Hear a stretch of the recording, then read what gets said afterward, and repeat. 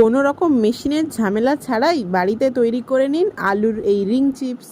প্রথমে আলুর ছালগুলো ছাড়িয়ে তারপরে মাঝখান থেকে দিয়ে দিন এই কাঠিটা আমরা মেসো থেকে কিনেছিলাম, কাবাব তৈরির সময় এগুলো কিন্তু লাগে। তারপর বটির সাহায্যে মা দেখুন গোল গোল করে কেটে নিয়েছে আর ভালো মতো ছাড়িয়ে দিল। আলুটা তো তৈরি হয়ে গেল, এবার করে নিচ্ছি ব্যাটারের জন্য নেওয়া হয়েছে চালের গুঁড়ো, কর্নফ্লাওয়ার, কাশ্মীরি লঙ্কার গুঁড়ো আর নেওয়া হয়েছে গোলমরিচের গুঁড়ো। এবার ওপর থেকে পরিমাণ মতো লবণ দিয়ে আর পরিমাণ মতো পানি দিয়ে ভালো মতো ব্যাটারটা তৈরি করে নিতে হবে। এবার আলুগুলোকে ভালো মতো ব্যাটারের সাহায্যে মাখিয়ে নিন আর তেল গরম হয়ে এলে ছেড়ে দিন হাই ফ্লেমে আর ভালো করে মুচমুচে করে ভেজে নিন। এই চিপস আমরা মেলাতে খেয়েছিলাম, তাই আমরা বাড়িতে একবার বানিয়ে দেখলাম আর আপনাদের সাথেও শেয়ার করলাম। আমাদের আলুর চিপস লাল লাল হয়ে গিয়েছে, এবার আমরা তুলে নিলাম আর টমেটো আর মেয়োনিজের সাথে দারুণভাবে খেলাম।